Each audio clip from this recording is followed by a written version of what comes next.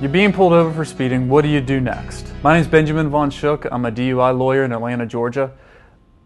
Anytime a police comes up to your car, even if it's any kind of traffic violation and they smell alcohol, they're immediately going to start a DUI investigation. Now, whether they smell alcohol from you, from somebody else in your car, or from having a drink hours ago, they are going to start a DUI investigation. The first thing that they're going to do is they're going to pull you out of your vehicle and ask you to step out.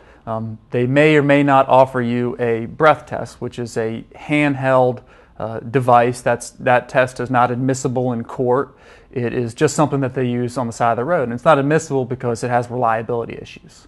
So they're going to offer that to you. You do not have to do that. That is completely voluntary. If you want to do that, you can. If not, it is up to you.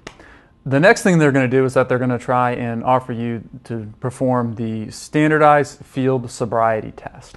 Now, these are the agility test, one-legged stand, the walk and turn, and the eye test. These are completely voluntary as well.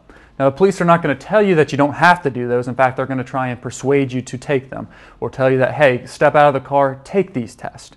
You don't have to take them if you don't want to, if you feel like the officer's already made up their mind, or they're not going to be fair about it, or if you just don't know how well you're going to do in a coordination test. You do not have to take any of the tests. You can take some of the tests, or you don't have to take any of them. After that, an officer is going to make a determination on whether to arrest you or not. Most of the time, if they smell alcohol on you, they're going to arrest you regardless of how you do on the field sobriety test.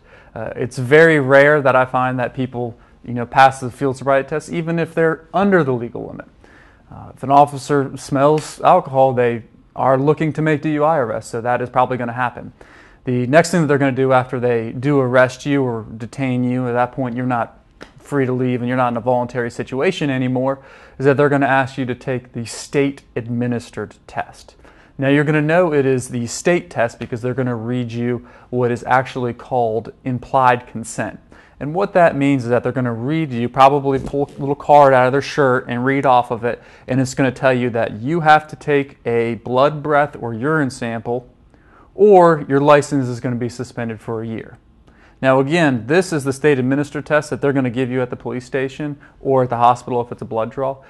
It is your choice on whether to take this or not. Just know that it does have license consequences if you refuse to take this blood, breath, or urine test.